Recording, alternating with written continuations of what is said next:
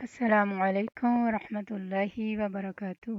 الحمد للہ ثم الحمد للہ، ہمارا 30واں پارہ شروع ہو چکا ہے اور یہ اس کا سیکنڈ لیکچر ہے۔ پہلے جتنے پارہ 1 سے لے کر 29 تک ہمارے ہر پارے کے 4 لیکچر ہوا کرتے تھے اور اس کا ڈیوریشن تقریباً آدھے گھنٹے کا ہوتا تھا، لیکن 30ویں پارے کے ہمارے انشاءاللہ 5 لیکچر ہوں گے اور اس کے بعد دعائے تکمیل قرآن بھی ہوگی۔ تو امید کرتی ہیں بہنیں اس سے فائدہ اٹھائیں گی۔ جزاک اللہ خیر۔ نحمدہ ونصلی علی رسولہ الکریم، اما بعد، فاعوذ باللہ من الشیطان الرجیم، بسم اللہ الرحمن الرحیم، ربی اشرح لی صدری ویسر لی امری واحلل عقدۃ من لسانی یفقہوا قولی واجعل لی وزیرا من اہلی رب زدنی علما رب زدنی علما اللہم فقہنا فی الدین اللہم فقہنا فی الدین، آمین ثم آمین۔ سورۃ التکویر۔ بسم اللہ الرحمن الرحیم۔ اذا الشمس كورت واذا النجوم انكدرت واذا الجبال سيرت واذا العشار عطلت واذا الوحوش حشرت واذا البحار سجرت واذا النفوس زوجت واذا الموءودة سئلت بأي ذنب قتلت۔ شروع کرتی ہوں اللہ کے نام سے جو بے انتہا مہربان نہایت رحم فرمانے والا ہے۔ جب سورج لپیٹ دیا جائے گا اور ستارے بے نور ہو جائیں گے تو کیا ہوگا؟ اندھیرا چھا جائے گا اور پہاڑ چلائے جائیں گے اور 10 ماہ کی حاملہ اونٹنیاں اپنے حال پہ چھوڑ دی جائیں گی، یعنی اونٹنیوں کے مالک اپنی اونٹنیوں سے غافل ہو جائیں گے اور جنگلی جانور اکٹھے کر دیے جائیں گے اور سمندر بھڑکا دیے جائیں گے، سمندروں میں آگ بھڑک اٹھے گی اور جانیں جسموں سے ملا دی جائیں گی، یعنی مرتے وقت ہماری جان جسم سے الگ ہو جائے گی اور قیامت کا دن آئے گا تو روح واپس جسم کے ساتھ جڑ جائے گی، انسان پھر ہوش و حواس کے ساتھ زندہ ہو جائے گا۔ اسی طرح وَإِذَا النُّفُوسُ زُوِّجَتْ کا ایک معنی یہ بھی کیا گیا ہے کہ قیامت کے دن ایک جیسے عمل کرنے والے اکٹھے ہو جائیں گے، یعنی جو جس سے محبت کرتا ہوگا، جو جس طرح کے کام کرتا ہوگا، ان کو اکٹھا کر دیا جائے گا۔ جو اللہ کی رضا کی خاطر اللہ کی محبت میں ایک دوسرے سے محبت کرتے ہیں ان کو جنت میں ملا دیا جائے گا، اور جو شیطان کی پیروی میں ایک دوسرے سے محبت کرتے ہیں ان کو جہنم میں اکٹھا کر دیا جائے گا۔ تو آدمی قیامت کے دن اسی کے ساتھ ہوگا جس سے وہ دنیا میں محبت کرتا ہوگا، خواہ وہ یہ چاہتا ہو یا نہ چاہتا ہو، لیکن اس دن تو انسان اپنے ہی دوستوں کے ساتھ ہوگا۔ تو دنیا میں دیکھ لینا چاہیے کہ ہماری محبتیں کس کے ساتھ ہیں اور ہم کس کے ساتھ رہنا پسند کرتے ہیں۔ اور زندہ درگور لڑکی سے پوچھا جائے گا وہ کس جرم میں ماری گئی۔ قیس بن عاصم رسول اللہ صلی اللہ علیہ وسلم کے پاس آئے، کہا اے اللہ کے رسول، میں نے دور جاہلیت میں اپنی 8 بیٹیوں کو زمین میں دفن کیا زندہ، یہ حالت تھی دور جاہلیت کی، تو اب وہ پشیمان تھے مسلمان ہو کر کہ میں اس کا کفارہ کیسے ادا کروں۔ اسی طرح بعض خواتین جو لا علمی میں بچوں کو ابارٹ کرا دیتی ہیں پیٹ کے اندر، پھر وہ پوچھتی کہ کیا کریں، تو نبی صلی اللہ علیہ وسلم نے ان میں سے ہر ایک کے عوض ایک غلام آزاد کرنے کا کہا۔ اس نے کہا میں تو اونٹوں والا ہوں، میرے پاس غلام نہیں۔ آپ نے فرمایا اگر تو چاہتا ہے تو ان کی طرف سے، یعنی ہر بچی کی طرف سے ایک اونٹ قربان کر۔ وَإِذَا الصُّحُفُ نُشِرَتْ، اور جب اعمال نامے کھول دیے جائیں گے، یہ کتاب زندگی سامنے آ جائے گی، سب کیا دھرا سامنے دیکھ لے گا انسان، جو چھپ چھپ کے کام کیے، جو لوگوں کے سامنے کیے، سب سامنے آ جائیں گے، اور آسمان کا پوست اتار دیا جائے گا اور دوزخ بھڑکا دی جائے گی اور جنت قریب لے آئی جائے گی۔ اس وقت ہر شخص جان لے گا وہ کیا لے کر آیا ہے، کیا جمع پونجی۔ یہ دنیا ہمیں اللہ نے دی ہے کہ ہم جنت کے لیے کمائی کر لیں، وہاں کے لیے کچھ تیار کر لیں، تو وہاں جا کر پتا چلے گا کہ کیا کما کے لائے ہیں۔ کیا حاصل کیا دنیا میں، اس دن کے لیے، اس آخرت کے لیے کیا اکٹھا کیا، کون سے نیک اعمال کیے. ہر شخص جان لے گا کہ وہ کیا لے کر آیا ہے. میں پیچھے ہٹ جانے والے ستاروں کی قسم کھاتا ہوں جو سیدھے چلتے چلتے غائب ہو جاتے ہیں، اور رات کی جب کہ اس کی تاریکی چھانے لگے، اور صبح کی جب وہ سانس لے. کہ یہ قرآن ایک معزز رسول فرشتے کا قول ہے، یعنی فرشتہ لے کر آیا ہے اس کو، جو بڑا طاقتور اور صاحب عرش کے ہاں بڑے رتبے والا ہے. اشارہ ہے جبریل علیہ السلام کی طرف. رسول اللہ صلی اللہ علیہ وسلم نے فرمایا، میں نے سدرۃ المنتہا کے پاس جبریل کو دیکھا، ان کے 600 پر تھے، ان کے پروں سے موتی، ہیرے اور یاقوت جھڑ رہے تھے. نبی صلی اللہ علیہ وسلم نے یہ بھی فرمایا، میں نے جبریل علیہ السلام کو دیکھا، ان کے پاؤں کے روئیں موتی کی طرح تھے، ان کی مثال سبزے پر بارش کے قطروں کی طرح ہے. یہ جیسے شبنم پڑی بھی ہوتی ہے تو ایسے ہی ان کے پاؤں کے اوپر موتی جیسے نظر آ رہے تھے، یعنی انتہائی خوبصورت بھی ہیں. وہاں ان کا حکم مانا جاتا ہے، یعنی وہ فرشتوں کے سردار ہیں، باقی فرشتے ان کی بات مانتے ہیں، با اعتماد ہے، ٹرسٹ وردی ہیں. یعنی جبریل علیہ السلام جو قرآن لے کر آئے ہیں ان کی یہ صفات ہے، اور نبی صلی اللہ علیہ وسلم بھی ٹرسٹ وردی ہیں. آپ کا اخلاق، آپ کا ایمان سب قابل غور ہے. اور اے کفار مکہ، تمہارا رفیق مجنون نہیں، اور اس نے اس جبریل کو روشن افق پر دیکھا ہے، اور وہ غیب کے اس علم کو لوگوں تک پہنچانے کے معاملے میں بخیل نہیں ہے، اور نہ ہی یہ کسی شیطان مردود کا قول ہے. پھر تم کہاں جا رہے ہو، یعنی ایسا بڑا فرشتہ اس کتاب کو لے کر آیا ہے، لہٰذا تم اس بات پر شک نہ کرو اور اس کتاب کو اہمیت دو.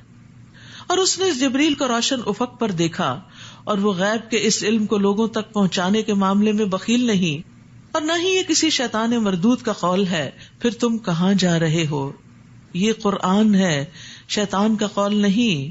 یہ تو سارے جہان والوں کے لیے ایک نصیحت ہے. تم میں سے جو بھی سیدھی راہ چلنا چاہتا ہو، مگر تم چاہ نہیں سکتے مگر وہی کچھ جو اللہ رب العالمین چاہتا ہو. سورۃ الانفطار. بسم اللہ الرحمن الرحیم.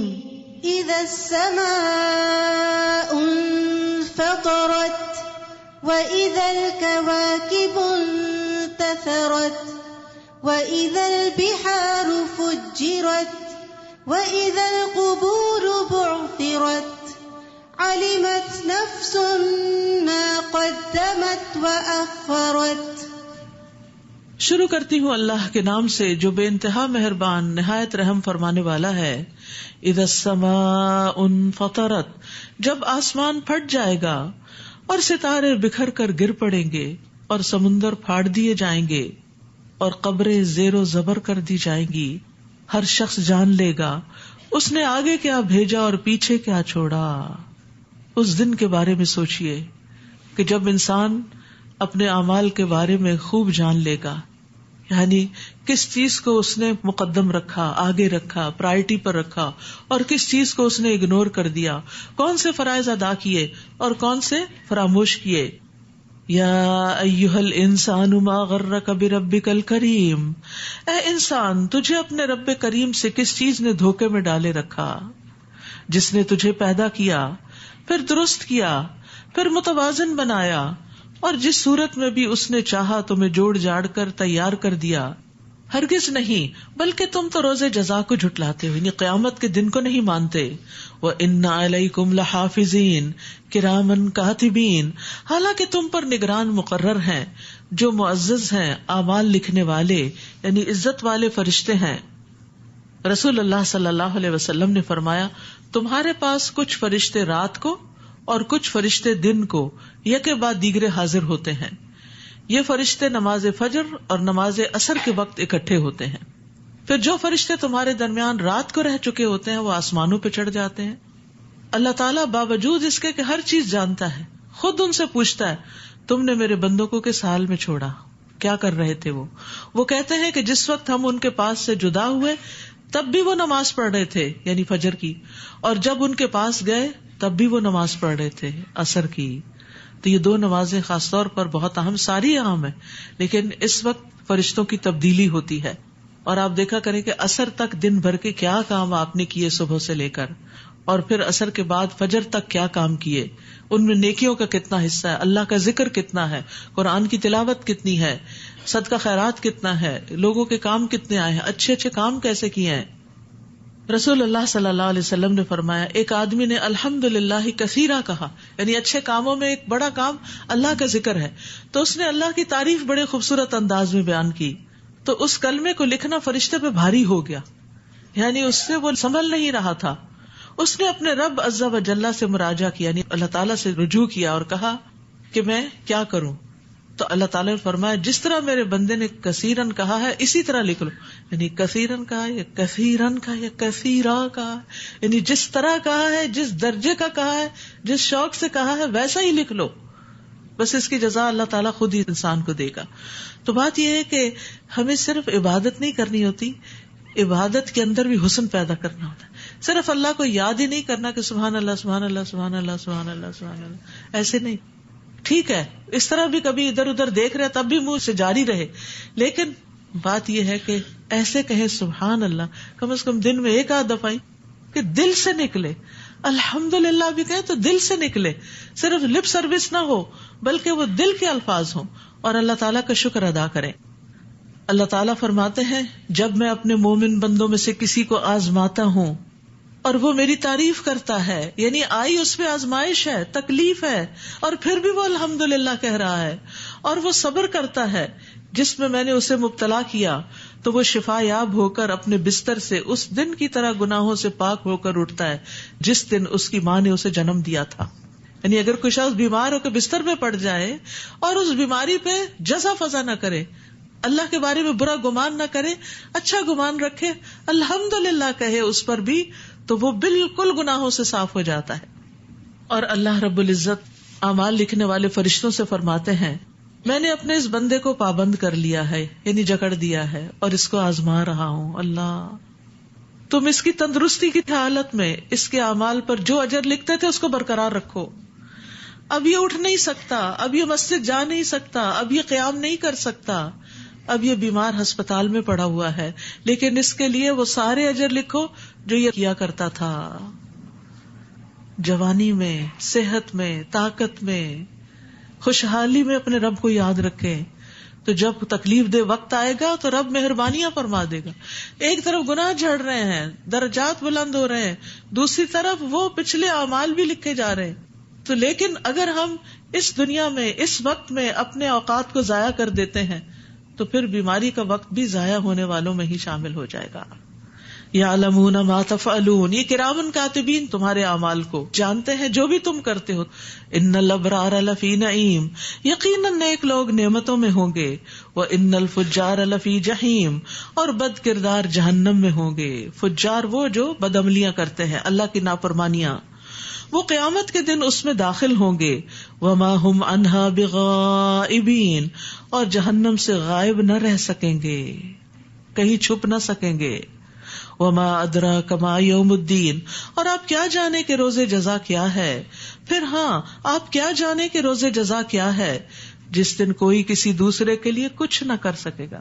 آج دنیا میں کوئی تکلیف ہوتی ہے، کوئی کھانا بنا کے لے آتا ہے، کوئی آپ کی تیمارداری کرتا ہے، کوئی آپ کو دوا پلاتا ہے، کوئی آپ کو دباتا ہے، کوئی کسی طرح دل بہلاتا ہے کہ آپ کی تکلیف دور ہو جائے، یا اس کے علاوہ کوئی فوت ہو جائے تو کس طرح عزیز پیارے آتے ہیں، دلاسا دیتے ہیں، کمپنی دیتے ہیں، خوش کرتے ہیں تاکہ ہمارا غم دور ہو جائے.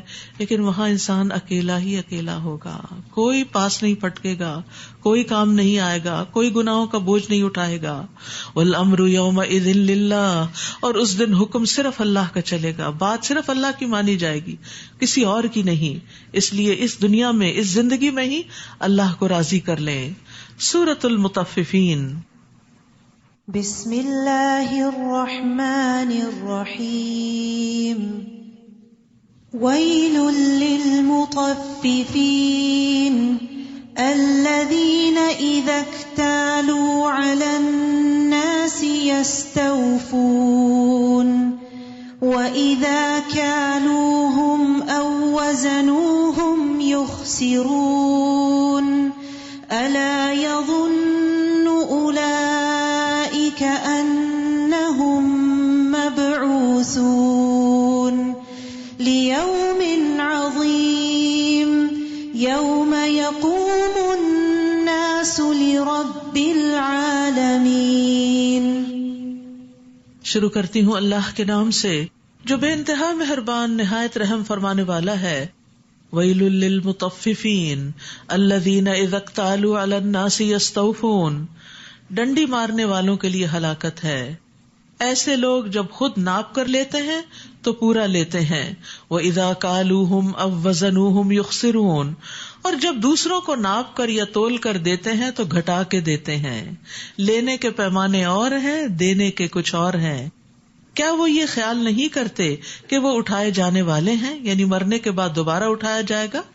لیوم عظیم، ایک بڑے دن کے لیے. یوم یقوم الناس لرب العالمین، جب سب لوگ اپنے رب کے حضور کھڑے ہوں گے. ابن عباس کہتے ہیں کہ نبی صلی اللہ علیہ وسلم جب مدینہ تشریف لائے تو مدینہ والے ناپ تول میں سب سے برے تھے. یعنی نبی صلی اللہ علیہ وسلم کے آنے سے پہلے مدینہ والوں کا ناپ تول ٹھیک نہیں تھا. اللہ سبحانہ تعالیٰ نے یہ سورت اتار دی، اس کے بعد وہ ٹھیک ٹھیک ناپنے لگے. یاد رکھیے وزن امانت ہے، ناپ امانت ہے، کسی کو بھی دیتے وقت پورا پورا دینا چاہیے. رسول اللہ صلی اللہ علیہ وسلم نے فرمایا جو لوگ ماپ تول میں کمی کرتے ہیں تو انہیں قحط سالیاں، سخت تکلیفیں اور بادشاہوں کے ظلم دبوچ لیتے ہیں. رسول اللہ صلی اللہ علیہ وسلم نے فرمایا جس نے دھوکہ دیا، یعنی کم ناپ کے یا کم تول کے دیا، دوسرے کو چیٹ کیا، وہ ہم میں سے نہیں، اور مکر اور دھوکہ آگ میں ہوں گے. تو یاد رکھیے یہ ناپنا اور تولنا چیزوں کے بارے میں بھی ہے، بزنس کے دوران بھی ہے، لیکن عمومی طور پر فرائض اور حقوق کے درمیان بھی ایک اعتدال قائم کرتا ہے.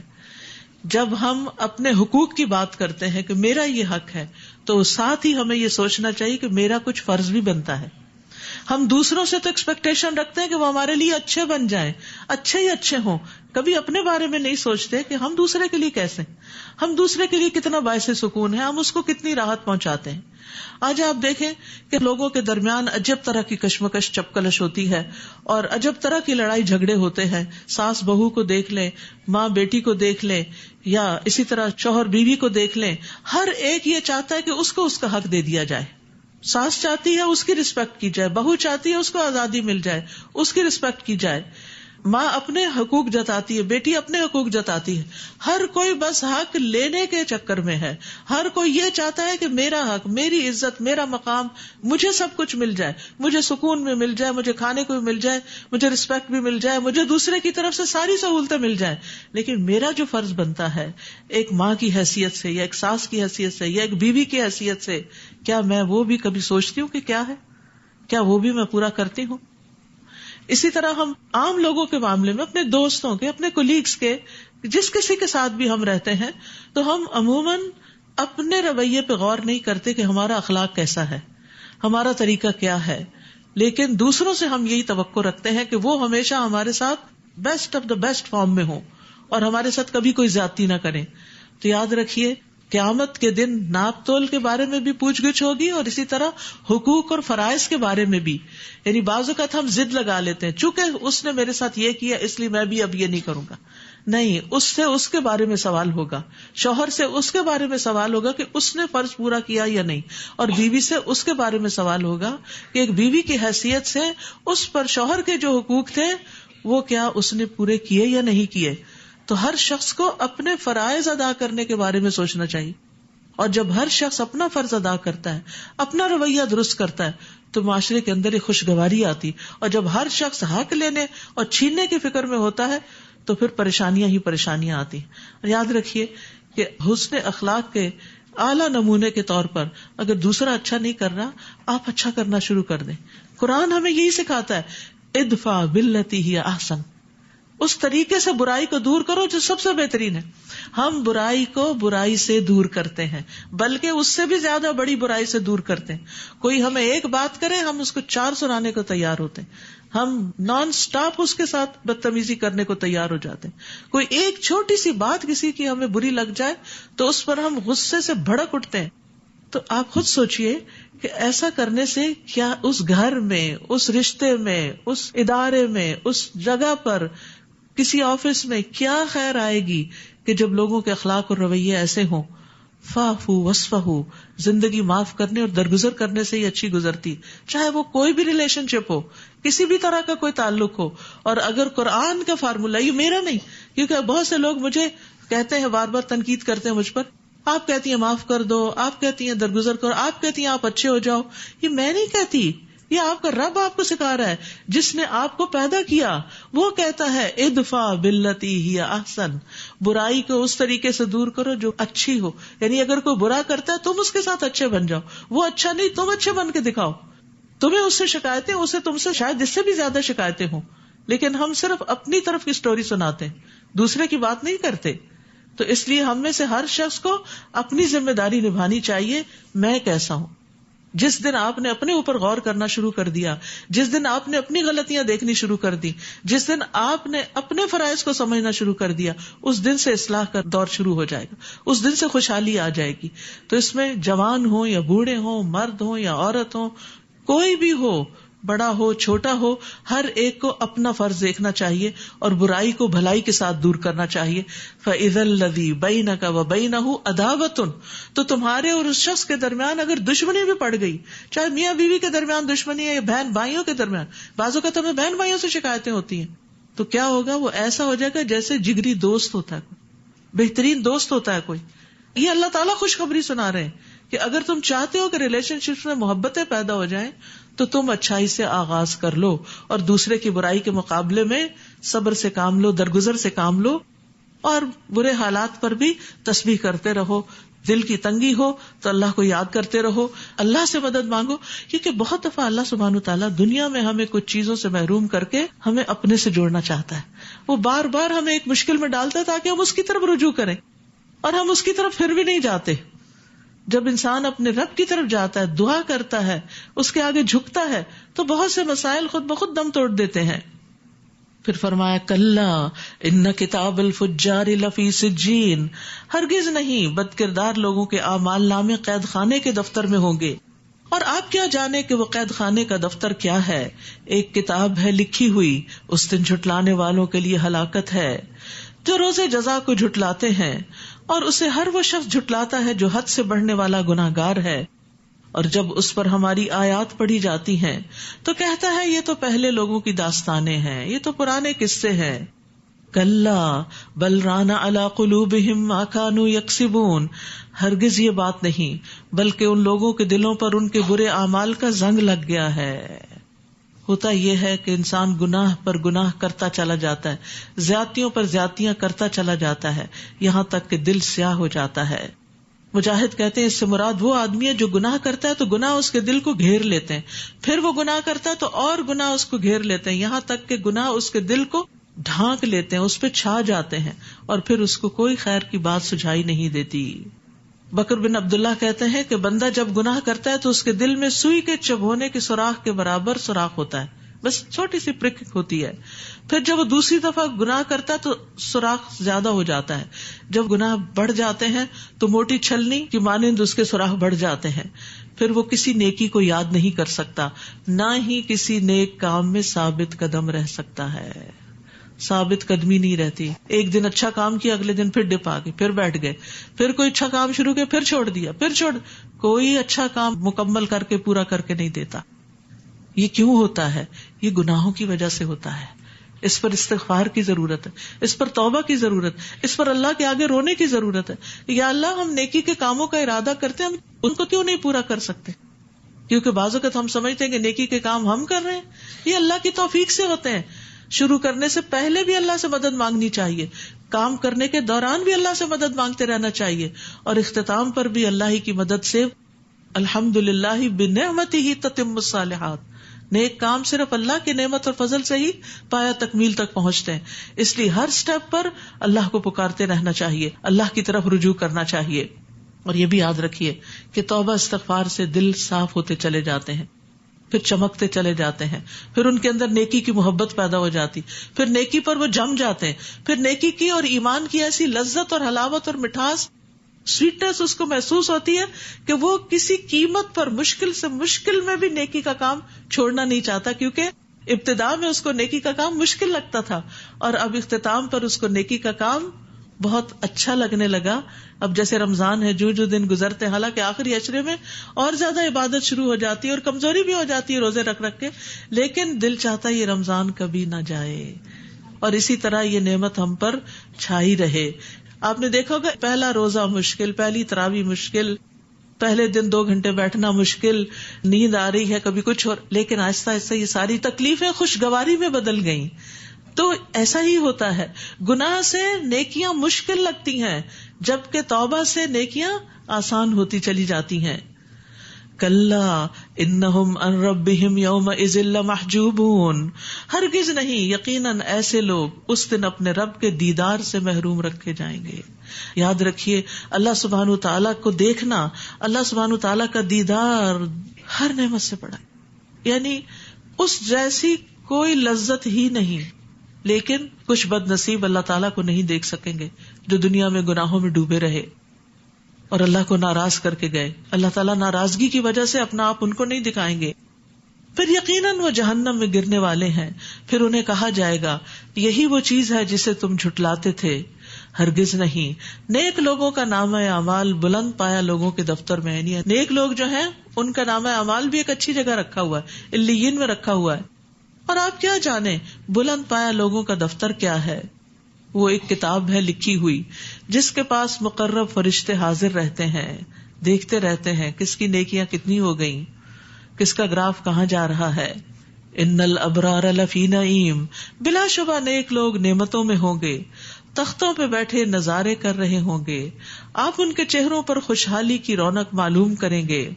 انہیں سر بمہر خالص شراب پلائی جائے گی جس کی مہر کستوری کی ہوگی. اور نعمتوں کے شائقین کو چاہیے کہ وہ اس بات میں رغبت کریں، یعنی جن کو نعمتوں کا شوق ہے، اچھی اچھی چیزوں کا شوق ہے، انہیں چاہیے کہ ان چیزوں کا شوق پیدا کریں اپنے اندر اور نیک کام کریں. اور اس شراب میں تسنیم کی آمیزش ہوگی. تسنیم بلند مقام پہ چشمہ ہے جس میں جنت والوں کو شراب ملا کے پلائی جائے گی. یہ ایک چشمہ ہے جس سے مقرب لوگ پیئیں گے. مجرم لوگ دنیا میں مومنوں پہ ہنسا کرتے تھے، ان کے نیک کاموں کا مذاق اڑاتے تھے، اور جب ان کے پاس گزرتے تو ایک دوسرے کو آنکھیں مار کے اشارے کرتے تھے. یعنی اس پہ ہنستے بھی تھے اور آوازیں کستے اور اشارے کرتے، اور اپنے گھروں کو لوٹتے تو خوش گپیاں کر کے لوٹتے. یعنی گھر جا کے بھی قصے سناتے کہ آج کس کس مسلمان کو چھیڑ کے آیا ہوں. اور جب ایمان والوں کو دیکھتے تو کہا کرتے ان ہؤلاء لضالون، یقیناً یہی لوگ گمراہ ہیں. یعنی انہیں ایمان والے گمراہ نظر آتے تھے حالانکہ وہ ان پر نگہبان بنا کر نہیں بھیجے گئے. سو آج مومن کافروں پر ہنس رہے ہوں گے، تختوں پر بیٹھے ان کا حال دیکھیں گے. کافروں کو ان کے اعمال کا بدلہ ضرور دیا جائے گا. یعنی آج اگر مسلمانوں کے ساتھ کوئی زیادتی ہو رہی ہے یا کسی نیک کام کرنے والے کے ساتھ کوئی زیادتی کر رہا ہے تو یہ نہ سمجھے کہ اس کو کوئی پوچھنے والا نہیں، کل قیامت کے دن اس کا بدلہ مل کر رہے گا. السلام علیکم ورحمۃ اللہ وبرکاتہ. الحمد للہ ثم الحمد للہ ہمارا 30واں پارہ ہے، اور اس میں اب ہم نے 3 صورتیں سنی ہیں. ان میں پہلی 2 صورتوں میں تو قیامت کا ذکر بڑی تفصیل کے ساتھ بتایا گیا ہے کہ اس دن کیا کیا کچھ ہوگا. اور جو سورہ مطففین ہے اس میں ہم اگر دیکھتے ہیں تو اس صورت کے 4 مختلف ہمیں نظر آتی ہیں. اس میں پہلا یہ ہے کہ خرابی ہے ناپ تول کرنے والوں کے لیے، اور اس کو استاذہ نے بڑی تفصیل کے ساتھ بتایا ہے کہ ہم کن کن چیزوں میں ناپ تول کرتے ہیں. اصل میں مشکل یہ ہے کہ ہمارا دین ہمیں دینے والا بناتا ہے، کہ ہمیں اپنے فرائض پہ فوکس کرنے کے لیے کہتا ہے، جبکہ جو اب یورپن لائف سٹائل ہے اس میں حقوق کے لینے کی بات ہے.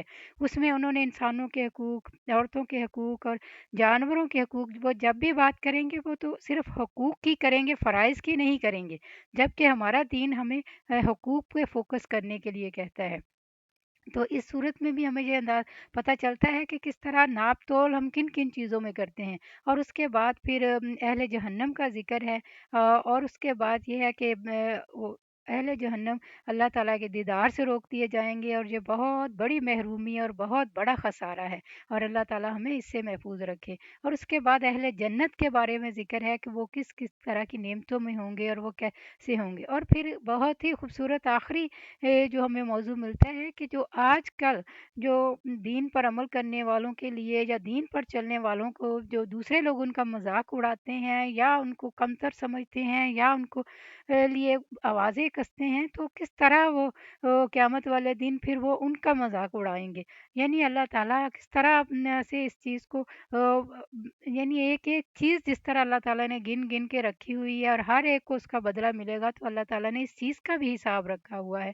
تو پھر میں اپنی بہنوں سے یہی درخواست کروں گی کہ پلیز 30ویں پارے پہ ضرور غور کریں، اس لیے کہ 30ویں پارے میں قیامت کا ذکر بھی بڑی تفصیل سے ہے، جہنم اور جنت کا ذکر بھی بڑی تفصیل سے ہمیں ملتا ہے، اور اس کی صورتیں بھی بہت چھوٹی چھوٹی ہیں۔ اگر ہم اپنی زندگی میں وقت نکالیں، اس کو حفظ کریں اور اس کے فہم کو بار بار سنیں یا اس کے ترجمے کو بار بار پڑھیں، تو انشاءاللہ اس سے ہمیں بہت فائدہ ہوگا۔ اور اللہ تعالیٰ سے یہ دعا بھی ہے کہ یہ قرآن پاک قبر میں ہمارا بہترین ساتھی بنے اور حشر کے میدان کا بہترین سفارشی بنے، اور اللہ تعالیٰ ہماری اس کوشش کو قبول فرمائے، اور اللہ تعالیٰ اپنی رحمتوں اور برکتوں سے نوازے۔ جزاک اللہ خیر۔ سبحانك اللهم وبحمدك أشهد أن لا إله إلا أنت أستغفرك وأتوب إليك۔